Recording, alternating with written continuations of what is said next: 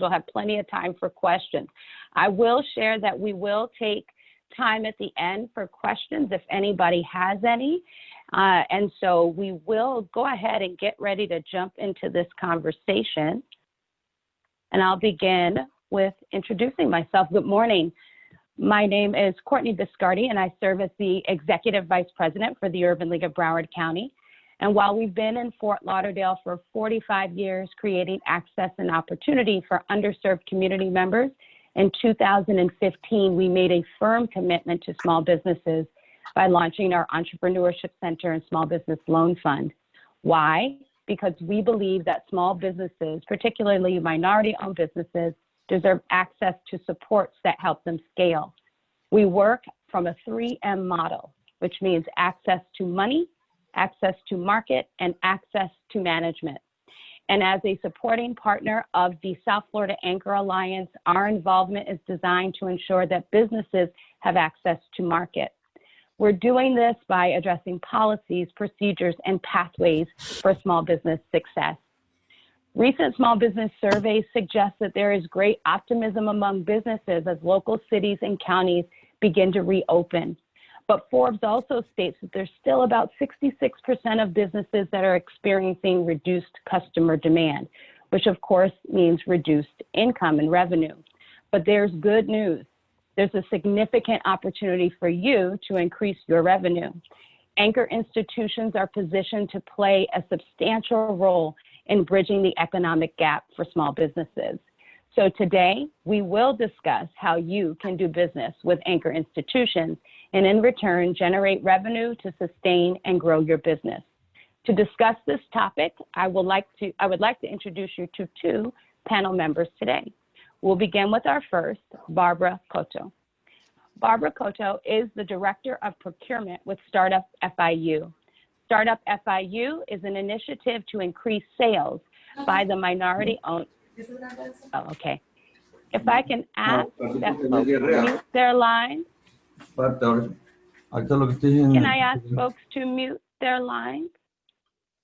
Thank you so much. Barbara Cotto is the Director of Procurement with Startup FIU. Startup FIU is an initiative to increase sales by minority-owned companies with anchor institutions, such as universities, hospitals, and government. Prior to joining Startup FIU, she directed the Export Consumer Products Division for L'Oreal Caribe. And as a director, she focused on business planning, sales, operation, brand development, and distribution.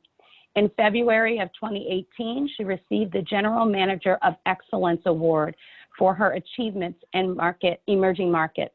Prior to L'Oreal, she spent over a decade in sales and operations for consumer goods manufacturers such as Kraft, Kellogg, and the Clorox Company. Barbara earned her master's degree in arts with a major on labor relations in Inter-American University in San Juan, Puerto Rico. Our second panelist is Anthea Pennett.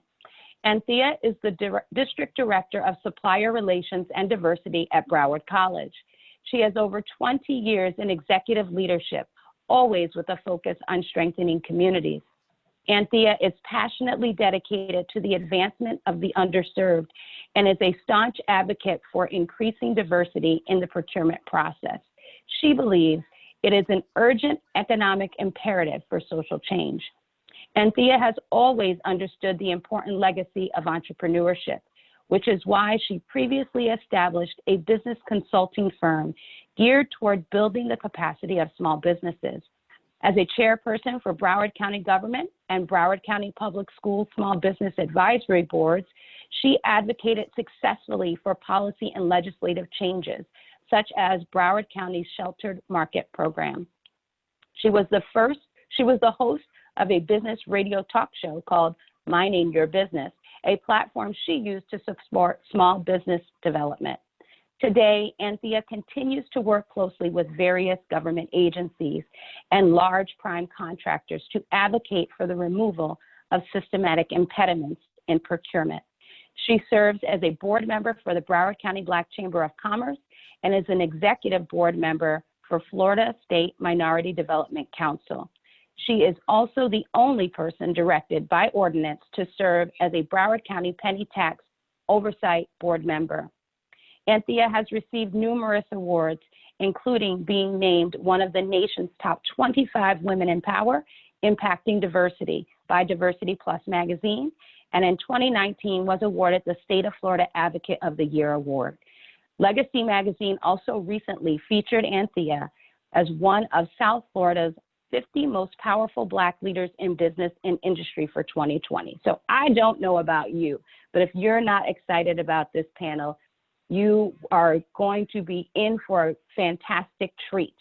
So I am at this time going to hand over the floor to my colleagues, Barbara and Anthea. Ladies. Hi, everyone. Go ahead, Barbara. Good morning. Hi, everyone. Thanks for joining us. I would like to open our presentation with explaining what is the role of anchors in our community. And it's very important because many of you probably at first will think, well, anchors are just related to government institutions. That's not necessarily it. Anchor institutions are the large, usually nonprofit organizations tutoring our communities. An example of that, universities, medical centers, and other local government entities. We as anchors play an active role on making sure that our communities and economies rise. And how do we do that? We tend to remain in our geographical settings. That means that we rarely leave. And even as conditions change, let's use an example today, COVID. We do not leave, we stay around and we support our local communities. What is an example of that? You probably have not heard, but we have Prudential Insurance, and they are set and based in New Jersey. They have played a role as an anchor, similar to the Health Foundation, in order to launch a platform that supports local businesses, bringing all of the units together to find opportunities and open opportunities for those that are local to compete. Next slide, please. And this is where I come in. I have to say to you all, good morning, everyone, first of all. I have to say to you, in all my years in business development, I have never been more excited about a movement than I am about the Anchor Alliance. Ladies and gentlemen, this is just the best thing that could have happened at this time. And we've been working on this for quite some time. But the fact that we're able to launch today is phenomenal, and you need to get excited. Why do you need to get excited? Because all of these very large organizations are coming together to leverage our resources on your behalf. How many of you have asked yourself, why does there have to be so many different types of certifications? Why do I have to register with all the different agencies and all these different trainings? Why can't there just be one place that I can go to and register across counties? Why can't there just be one solid registration and that's it? Well, that's what we're here to deliver. The Anchor Alliance, we're all coming together to work out the details to make sure that sometime in the near future, we can deliver on a promise to provide a universal certification strategy, a registration that is centralized, and that we're more collaborative with the events that we do. So you're not having to run to Dade County for one event and run to Broward County for, because we're coming together, we're working together. And the training that we provide, being more focused, will help you use your resources of time. You know, when you're a small business owner, you don't have a whole lot of time. And so that's what we want to do. We want to put all our opportunities one place. Next slide. Why should you even want to be a part of this? It's so important because together across counties, all of these anchors and all of the other players in the community represent about $222 billion in combined dollars that we have to spend. I'm going to say that again. $222 billion. That's the opportunity for you. So when we're pulling our resources together, hey, you can't afford to lose. Anchors are recession and inflation and depression resilient. They don't go out of business. Government is always going to be here.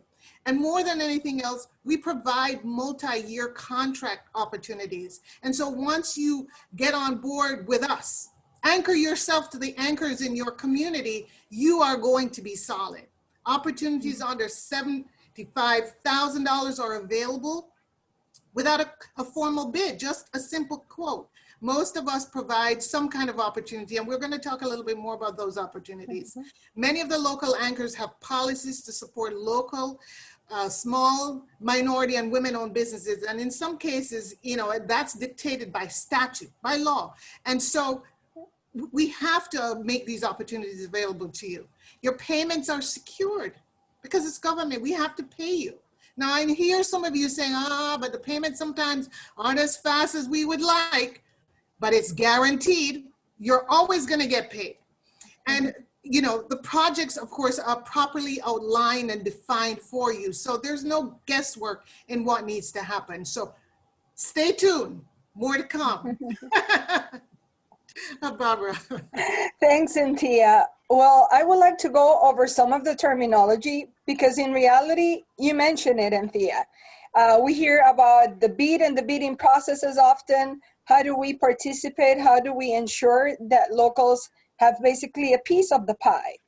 It's best for them to understand what terminology is and what is it that they need to address. I would like to explain more a small glossary that we have been developing, and obviously our intention is to expand this and make it much broader.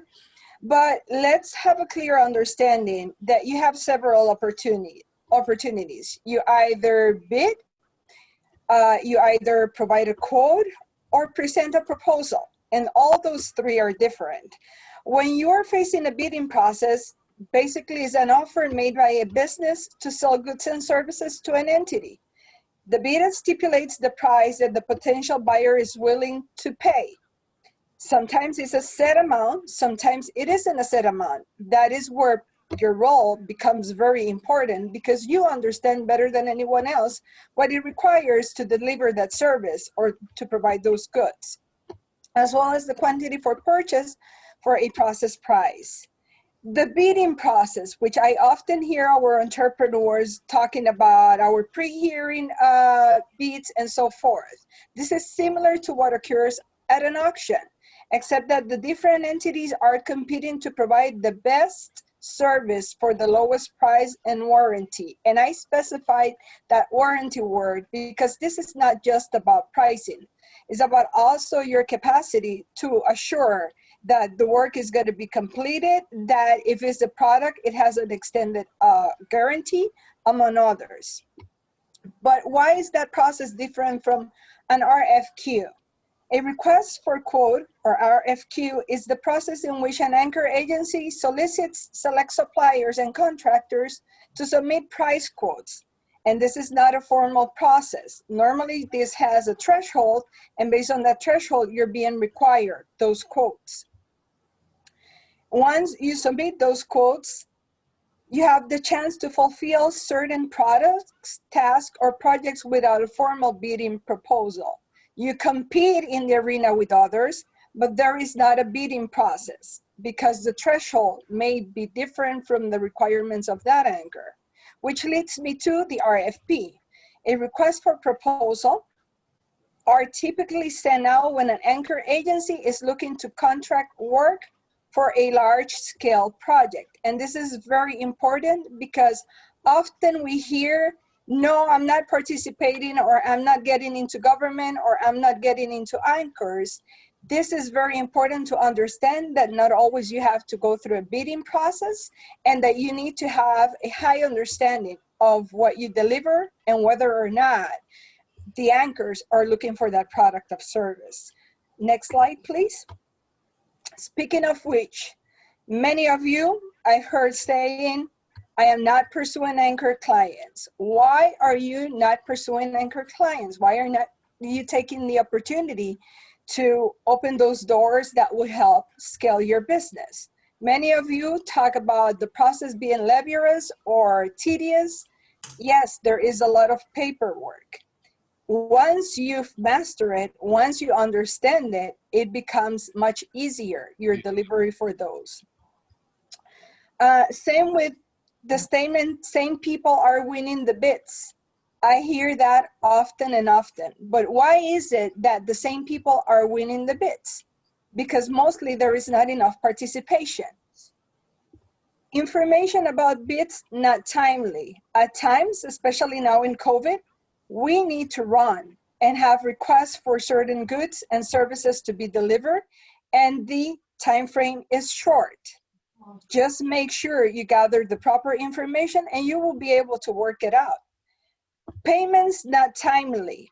At times, this is blame at the entity, but in reality is the entity may or may not find constraints, but mostly is on how we are able to deliver everything that is needed by the entity to process that payment.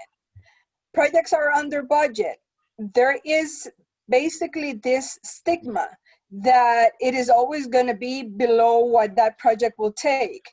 That's where the hearings come up, that's where the discussions come up, and that's where projects are revised to whether or not they could actually complete that project on the budget that was established, or they need to go into different plans, and you will be key and a key element if you're able to prove that those changes are needed. Compliance requirements are always changing. It is not that compliance requirements are always changing. If there are changes to the project because in fact what was proposed doesn't make sense, yes, all the standards will be revised. Therefore, everything needs to be updated to be compliant with law. Changes cannot be made to a PO. False. Changes can be made with the justified cost to a PO, but it comes into a process of discussion, and whether or not, in the case that you are a contractor, you're under a prime contractor or ACM. It will all depend on the language. That's why the glossary is so important. Next slide, please. Okay, so you've heard about all the reasons why you should do business with anchors. You've gotten a little bit of understanding about what the bid process is and what a bid is, and whether or not you should embark on this as a growth strategy. You already know all the reasons why you have not participated in the bid process. Well, today we're here to tell you that we want to take you down the anchor pathway, because we want to make sure that you are making the right decision for your business, especially now with COVID and everything that we all have to do in order to get ourselves on a path to recovery. And so this is where I kind of get serious, because so many businesses have missed the opportunities. Next slide, please.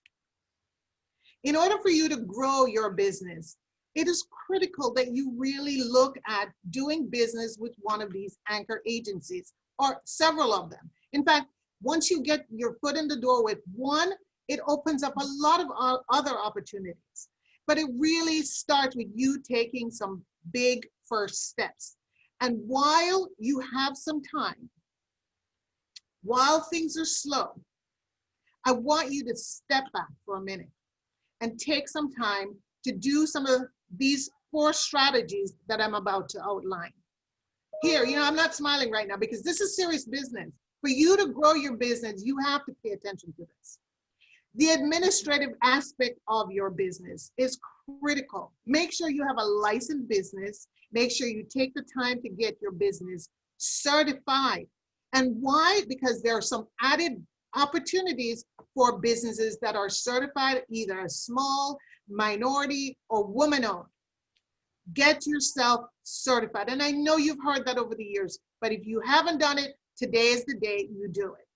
You need to clarify your business strategy. Basically, figure out what product or service you want to sell. And by doing so, you may need to do a little bit of research. Go online, the list of all the anchors are available. Go on their website, see what they are buying. And you want to latch on to one of those products and say, I can provide that product. Okay, so do your research. And when you find an anchor that can provide what who's looking to buy what you're selling, register with them. Let them know you exist. Say, hi, hello, I'm here and I want to do cleaning for your company. then you have to register. Don't just register with everybody, because they may not be all buying what you're selling. The second piece is that self-assessment. Really, really important, because some of you have been doing business for a while and you're trying to figure it out. You know, am I doing it right? Am I selling the right product? You need to stop for a minute and do a self-assessment. Are the anchors that you're registered with buying what you're selling? And the product that you're selling, maybe you need to shift. I mean, I've heard the story about this guy who was selling photocopy machines for many years. And he was not being successful until someone said to him, why don't you sell the paper? We buy a lot of paper. We spend millions buying paper, copy paper. And they made the switch, and all of a sudden, business started to churn. So it's important that you do a self-assessment. And the fact of the matter is, if I were to say to you, I hear people say all the time, I'm not getting any bids, and they're giving all the big contracts to somebody else. If I said to you, Howard, Inez, I have $1 million contract for you. Are you gonna say, yes, I'm ready to go? You're probably gonna say, oh, hold on a second, give me a minute. I need to get some funding and so on and so forth. So I wanna make sure that you are ready for the opportunities that you're looking at, right? Education is key. You know, as someone from Broward College, and I know Barbara from FIU, right, my alma mater. The reality is education is key.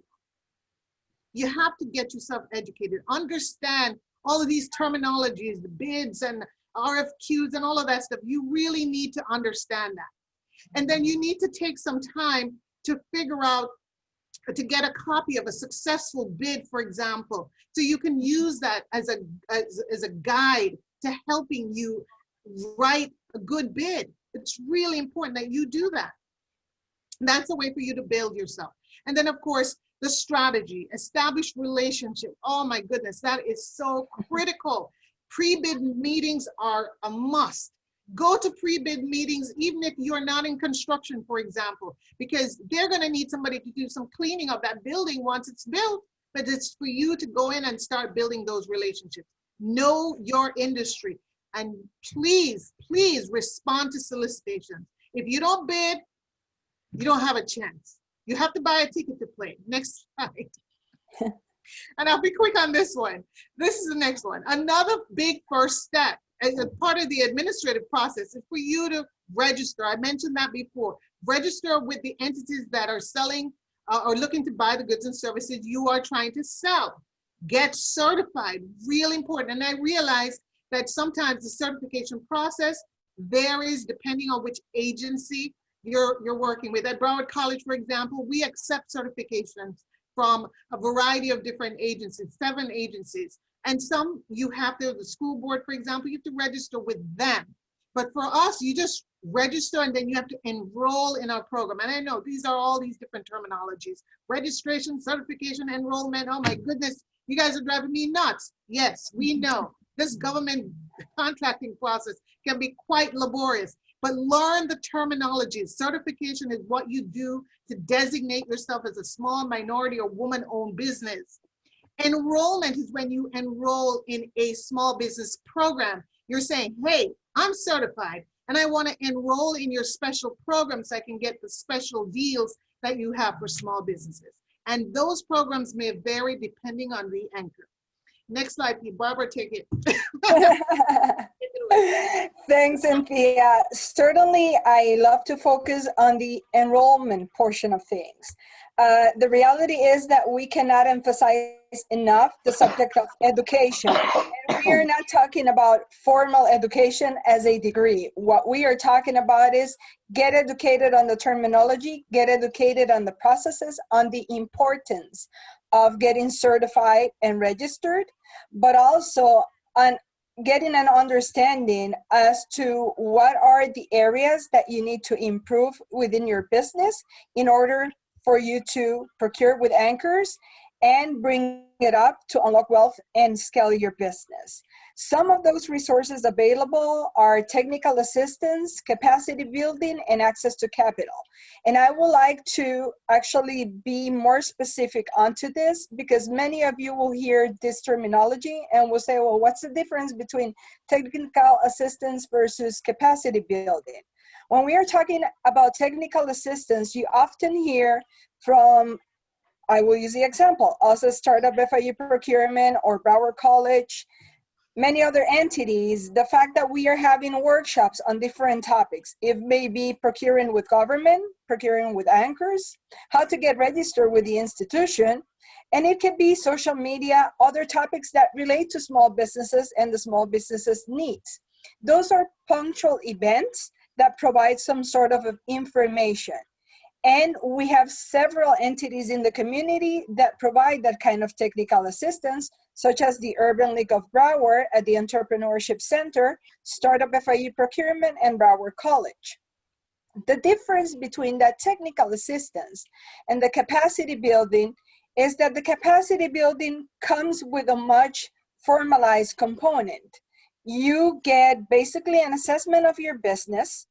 We understand and work with you to go around those gaps in your business in order for you to be able to deliver to anchors and to deliver in general, because at the end, once you're able to put all the pieces together, you're not only able to do business with anchors. This is your business development plan.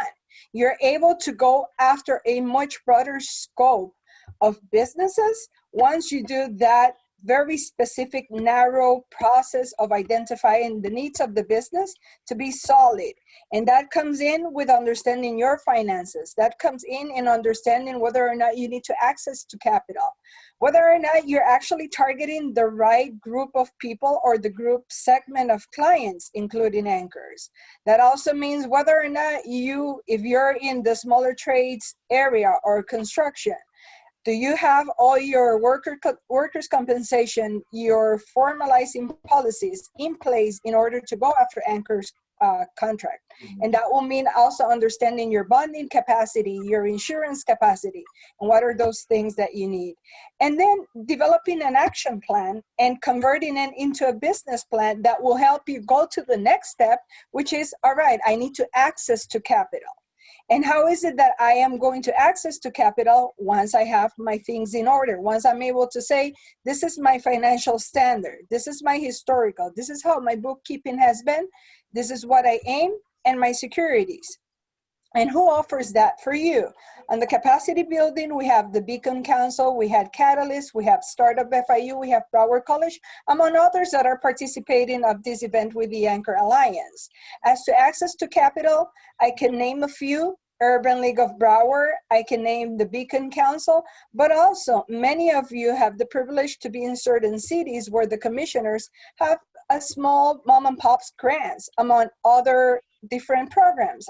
Also the cities, I will use the city of Miami as an example. They have a small business loan program, which you could access to if you become active and knowledgeable of what are the requirements within those entities.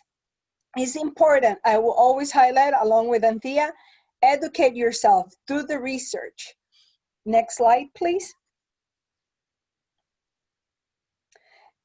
Just an example of what are the opportunities or the size of the opportunities or how you can approach those opportunities within the industry. As you know, there is a representation of FIU and Broward College on this presentation. And with FIU, basically you can procure or you could actually deliver goods and service from $0 to $10,000 with solely one quote without having to go into a bidding process. Or it could be a credit card purchase, often known as a P-card purchase. For processes or for quotes or services, goods that are 10,001 cents all the way to 74,999, we require 2 quotes. And it's been a recent policy of FIU that one of those quotes need to be from a local, small, and minority-owned business. Therefore, you compete on that arena. And here applies the subject of thresholds. That cap that we were talking, that you can participate without having to go into the formal bidding process, that will require for you to be just registered, certified, to be able to deliver what is required on the conditions that is required, just with a quote. But you have to have everything else completed before you're able to deliver that quote. For Broward College, Anthea, if you would like to amplify on the process, but it's very similar to ours. It is very similar, but I can't underscore enough the opportunity that exists with P card purchases. Oftentimes, I know they're a smaller opportunity, but it is a way for you to get your foot in the door to start building relationships with the people who work in procurement. So don't ignore them. And you can get, a couple of $10,000 or a couple of $35,000 deals throughout the year to help sustain your business. It's not a bad deal. So you want to make sure that you are looking at those opportunities as well.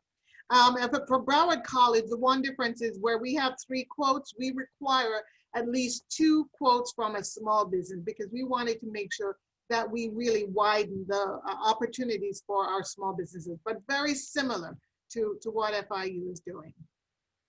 Next.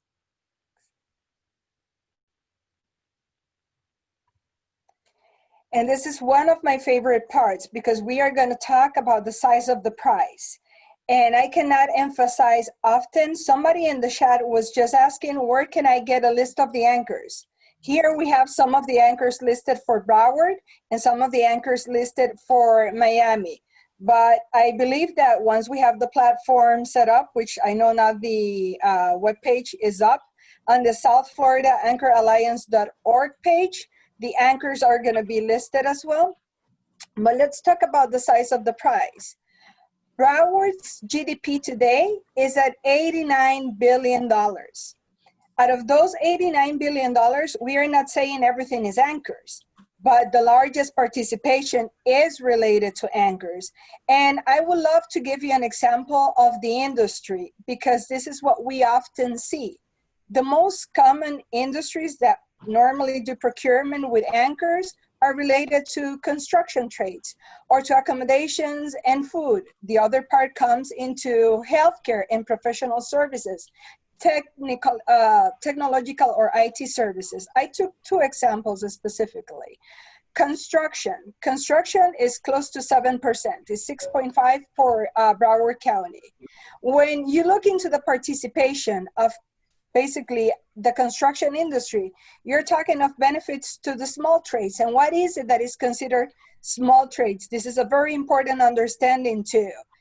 For anchors, when we are talking about the smaller trades, are the roofers, the flooring, the HVAC, those that take care of the interior finishes, among others that not necessarily run as a GC or as a construction manager or prime, but provide that service under those conditions. And those are often heard as the lines open in the PO for the remaining trades.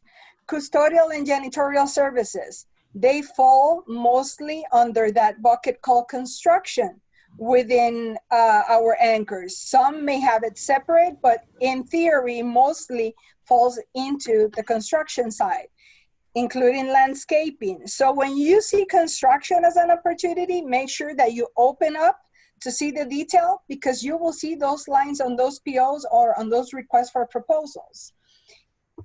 Actually, as a matter of fact, you may see also that they are looking for primes, but the prime is required to go after those smaller trades, after those custodial services. So they have 2 parallel calls going to make sure that they are able to deliver for that bid.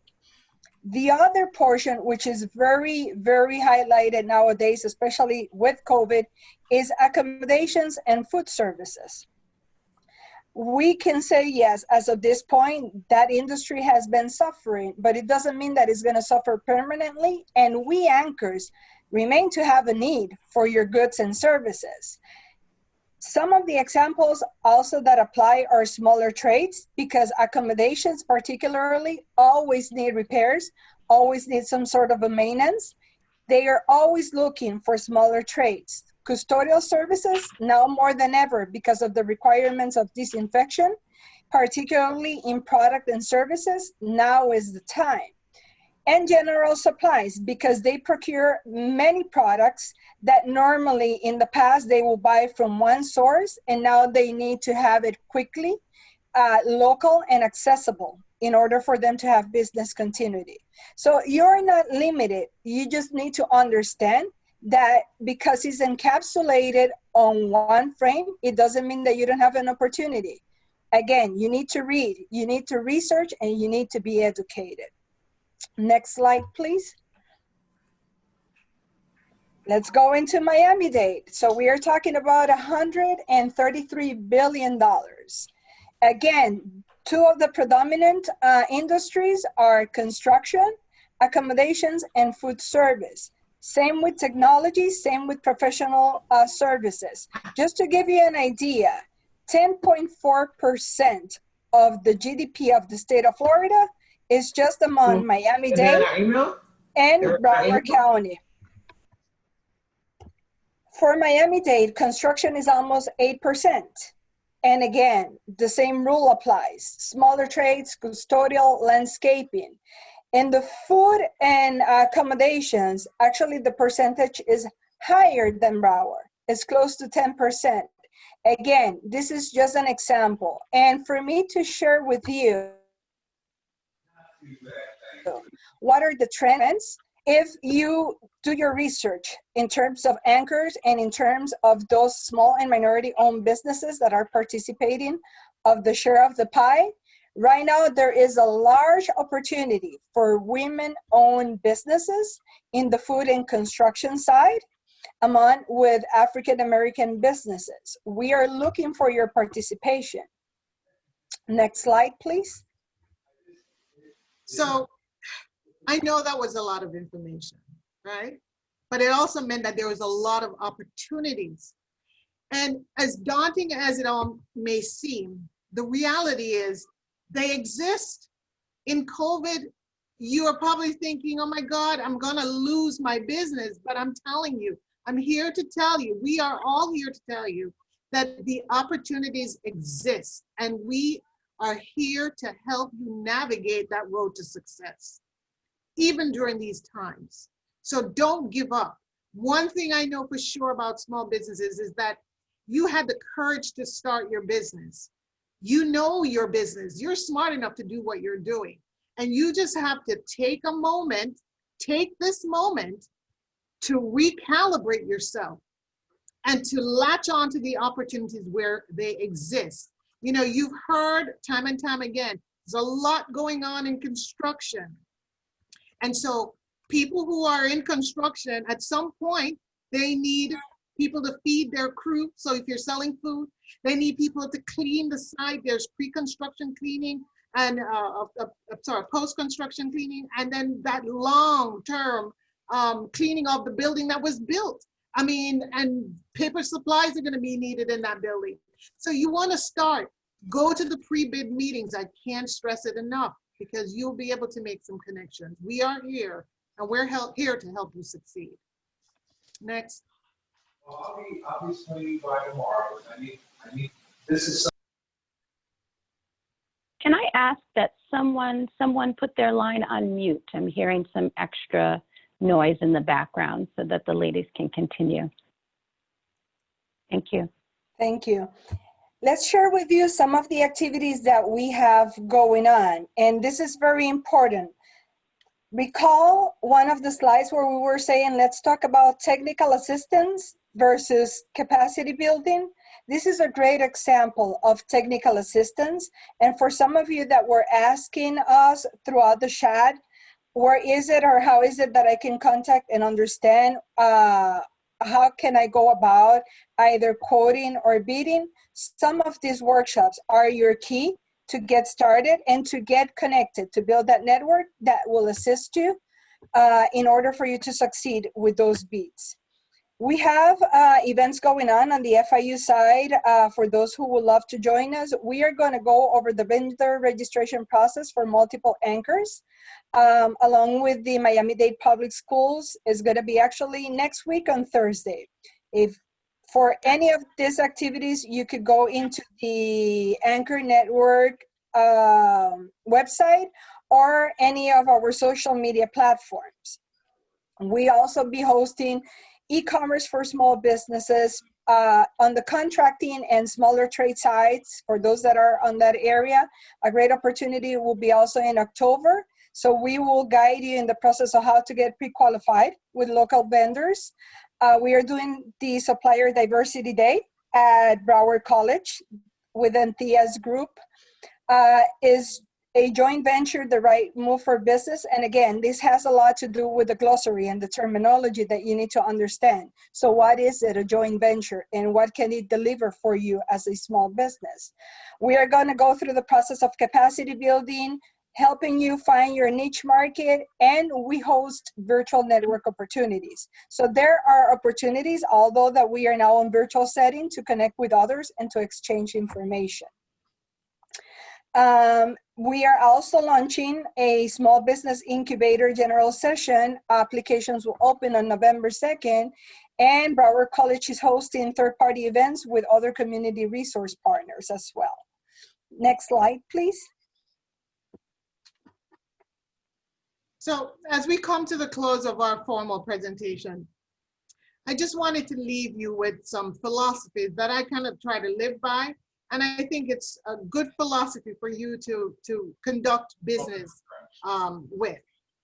Educate yourself as much as you can. Education is the most powerful weapon which you can use to change the world. And we want you to change your world and to change our world by strengthening your businesses. Small businesses are the employer. So when you are strong, you employ more.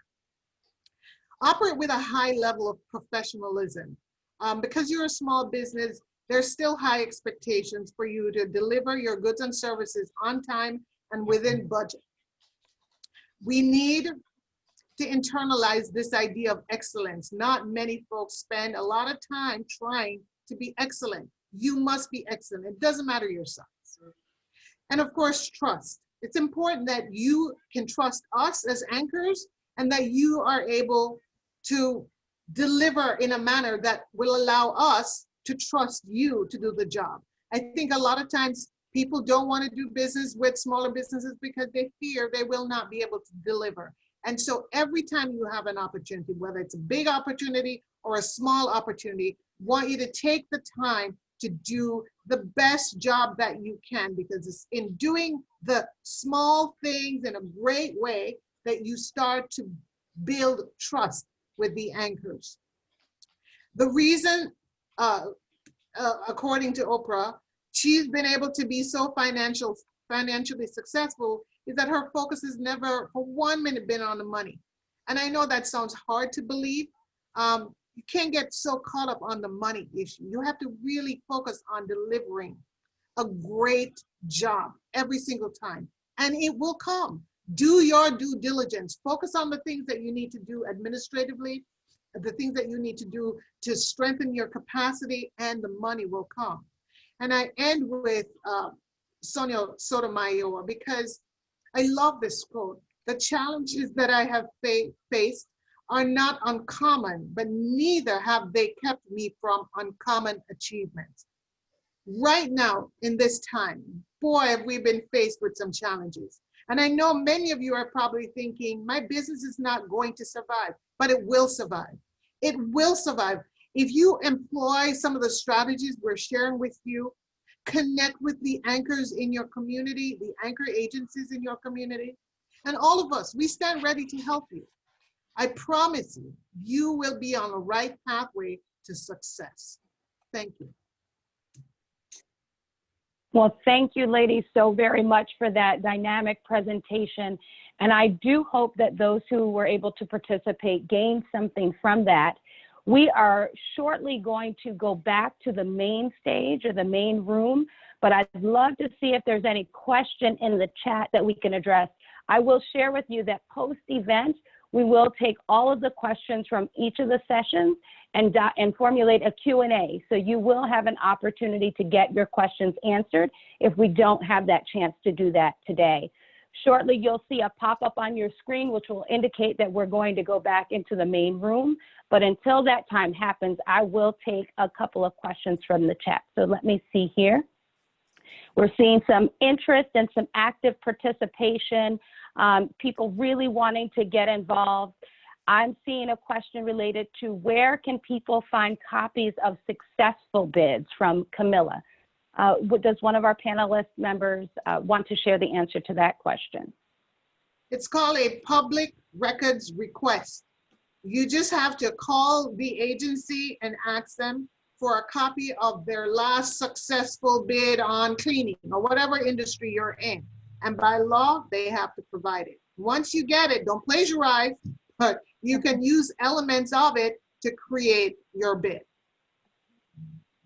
Thank you. There's also a question related to this presentation. I know some of you got into the room quite late and missed quite a bit. So know that all registered participants will receive a copy of the presentation as well as the Q&A post-event. So no worries about that. If we already registered with one anchor agency, is there any type of referral system in place? This question comes from Allison. Can one of our panel members take that question? Yes, as a matter of fact, at this point, no. And that's the reason why at the South Florida Anchor Alliance, we are trying to come in with one database that will be able to satisfy all anchors at this point. And somebody else within the chat had asked, how do I get registered with the Alliance? Really, your role at this point is to get registered with each one of the anchors that you believe you can offer goods and services. So it's an individual registration process. Excellent. I would really like if there is a little bit of time to ask a question, not in the queue, but I do think is important. What are some of the common pitfalls businesses experience in the bid process? I know we talked about it earlier on in the presentation, but I think it's really important to reiterate that point. So can one of you take that question? I think one of the common pitfalls is the time factor. I think oftentimes by the time the bid comes out, people don't have time to get ready to submit a bid. And I want to encourage you to get that copy of that successful bid, create a template ahead of time, something that outlines what your business is doing, get an idea of an estimate if it's for, if you're delivering for 1,000 of whatever the product is, have an idea of what you would charge for that. So when the opportunity comes around, you're not scrambling to think through the whole process, because if you've never done a bid before, oh my gosh, that's going to be a challenge to do it in a short time, right? So what you want to do is create that template. And there are resources that are available in the community that will help you with that bid process. I think that's the biggest. Thank you. No, thank you for that, Anthea. You made reference to a P card earlier in the presentation and the opportunities for businesses to engage in that way. Could you say a little bit more about what a P card actually is and how that opportunity becomes available for small businesses? So, okay. Go ahead, Anthea. It's just like a credit card, right? You know, people who work in agencies, they're just people. They have to buy different goods and services. And so each department has a certain amount of credit cards that they give to their employees. And sometimes they don't need a whole case of paper. Maybe they just need one little piece of yellow paper, for example, colored copy paper, or and using the P card, they're able to just go to wherever, Office Depot or whomever, and purchase that smaller item. But the thing is, maybe they need that every week, you know. So sometimes the P card purchases are small, sometimes they're really big. You know, maybe they need 5 copiers. And you might be able to provide those 5 copiers. And because you can provide it, you know, oftentimes smaller businesses are a lot more flexible and more nimble to deliver the goods and services. And more than anything else, we have an obligation to do business with small businesses. So take advantage of those credit card purchases. It's direct, you know, you get paid right away. There's so many benefits to it. And once you start delivering a timely and a quality product, people are going to keep using you, because departments will spread the word and say, oh, Elizabeth, she always delivers on time. So that's where I buy my paper. And that's how you get some, you know, some leverage. I would love to add to Anthea's point that aside from those goods, there are other opportunities that are also accessible.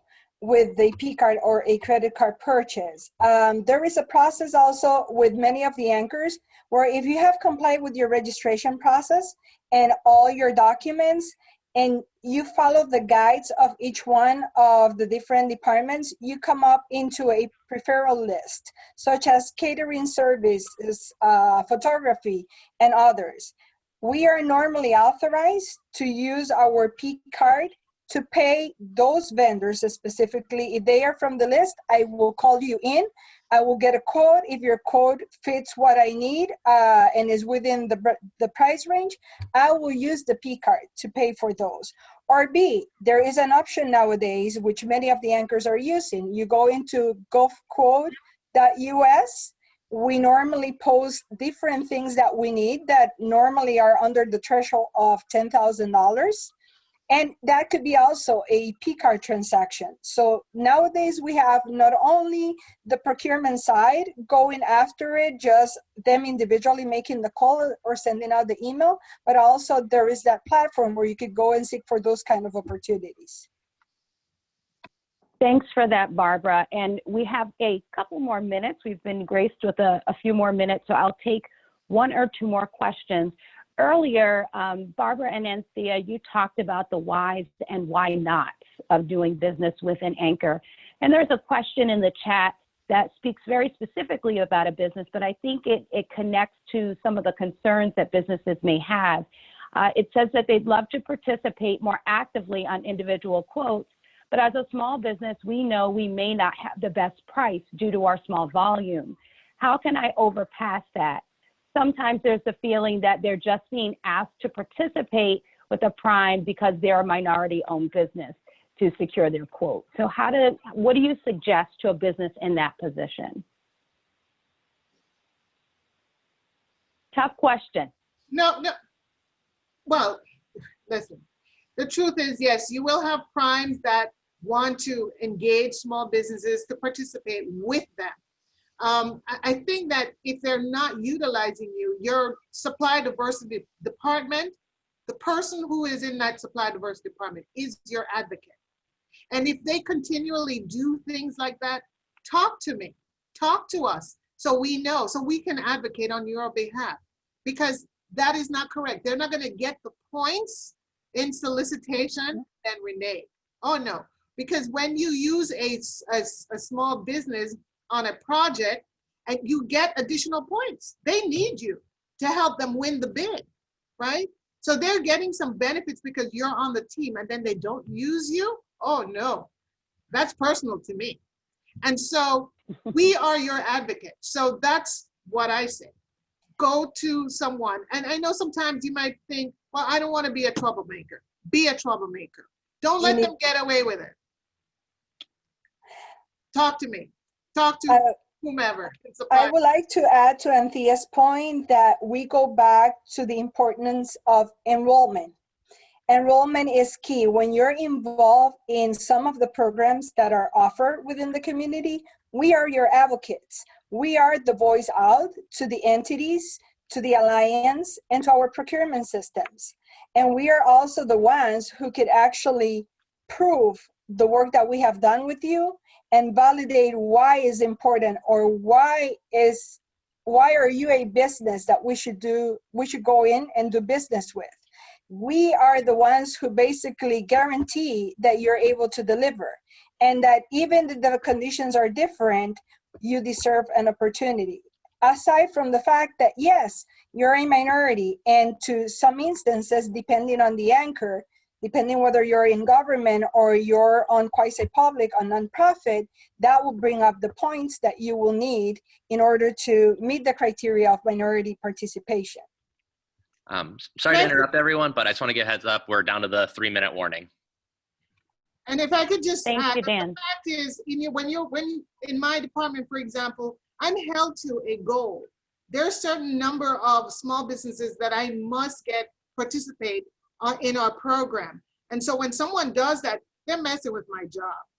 And that's the same for many small business supply diversity departments. So the supply diversity department that is a part of the procurement office, they are your advocate, because what happens to you impacts them.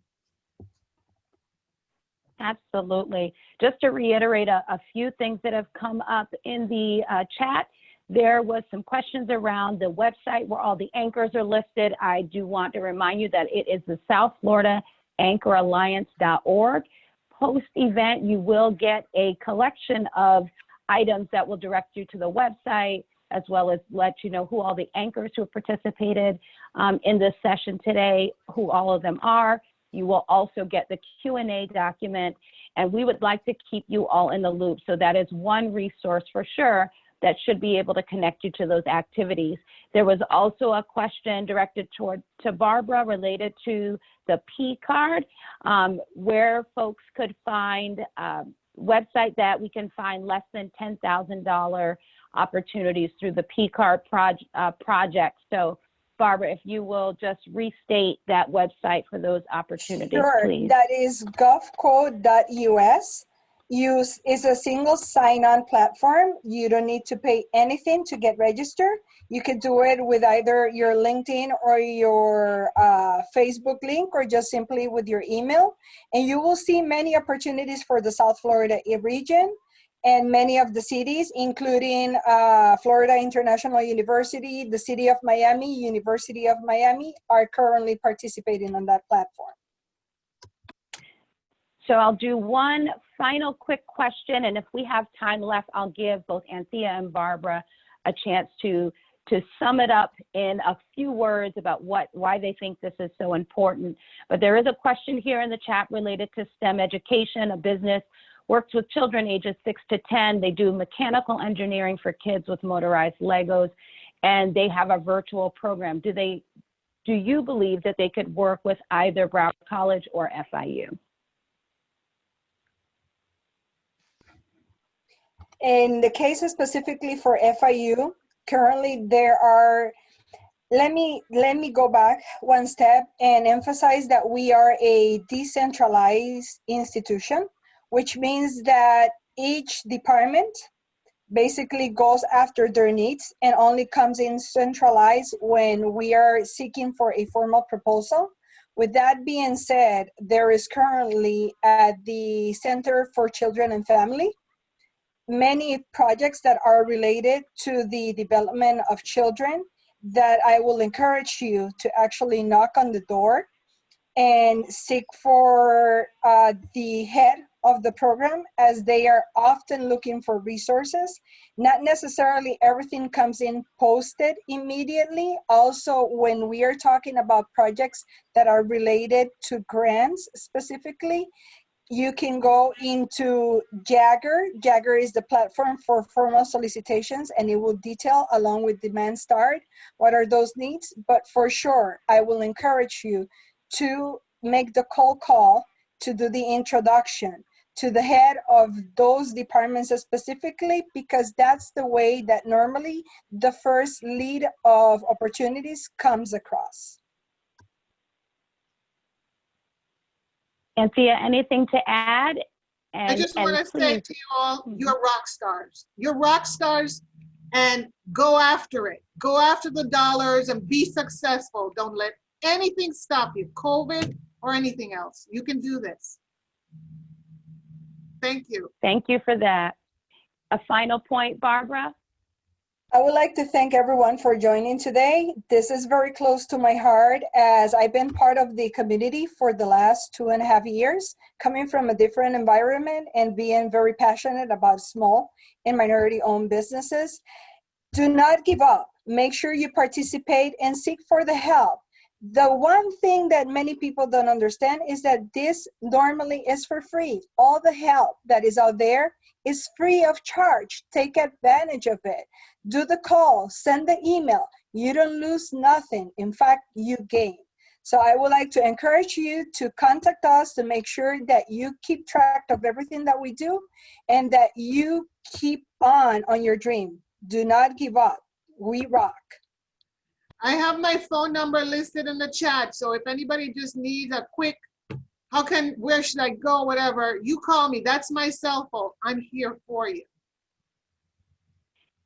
Excellent. So I just want to thank our panelists again. We're getting lots of great support in the chat.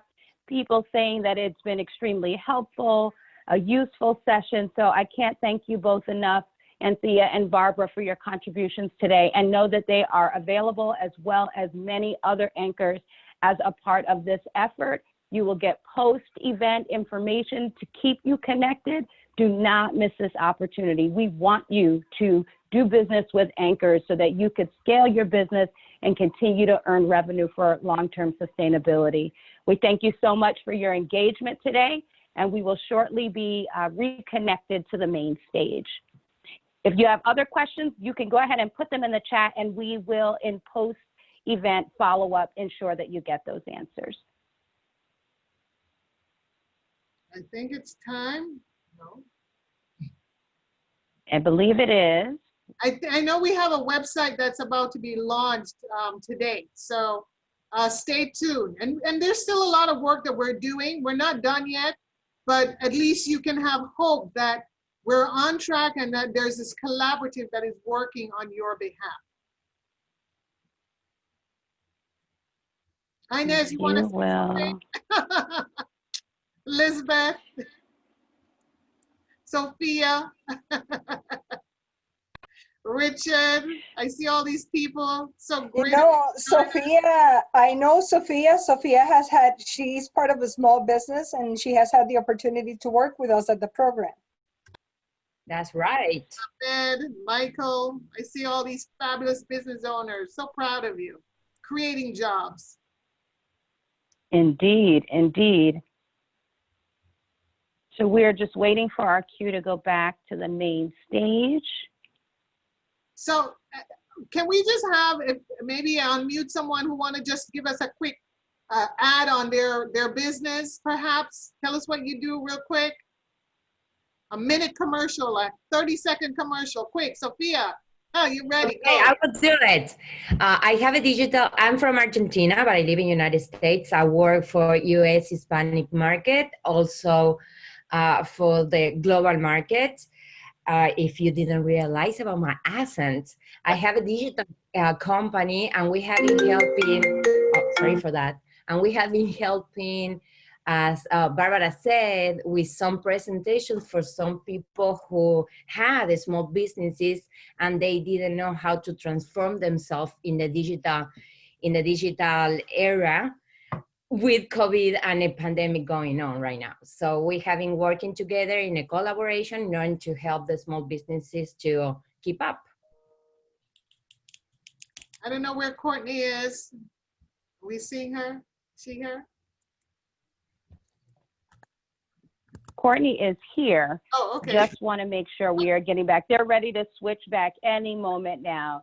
So again, we can continue our conversation. If there's anybody else who'd like to share a story, we certainly can. Is there anybody else who'd like to share a positive impact of working with an anchor? Hi, actually, I would like to, like I said, I was working with the STEM company. I have is that, I have a territory here, but actually we have a virtual program that actually we send kits to the children. So I was wondering if Sophia can help me out later on. All right, we're getting the signal to leave. Of Yes, course. the Yeah, signal. bye, everybody. It was awesome. It was a pleasure. Thank you, everyone. Know that we'll follow up with all of you, so you will get your answers to your questions. Thank you all for your participation.